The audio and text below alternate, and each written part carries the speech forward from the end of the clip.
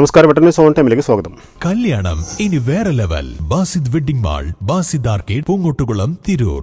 സംസ്ഥാന കായിക വകുപ്പിന്റെ കിക്ക് ഡ്രഗ്സ് ക്യാമ്പയിന്റെ ഭാഗമായി വനിതാ ശിശു വികസന വകുപ്പിന്റെയും പൊതുവിദ്യാഭ്യാസ വകുപ്പിന്റെയും സഹകരണത്തോടെ നടത്തുന്ന കുഞ്ഞുങ്ങളുടെ കളറിംഗ് മത്സരം ജൂൺ 26 വ്യാഴാഴ്ച ഉച്ചയ്ക്ക് 2 മണി മുതൽ Tirur government boys higher secondary സ്കൂളിൽ നടക്കും.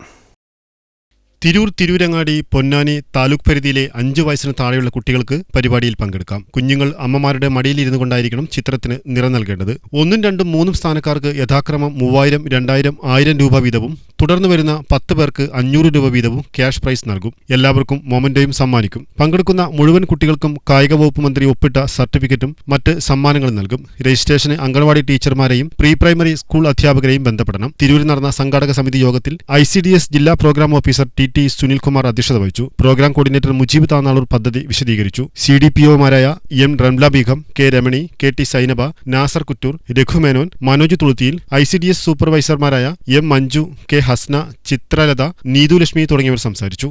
വെട്ടന്യൂസ് തിരൂർ.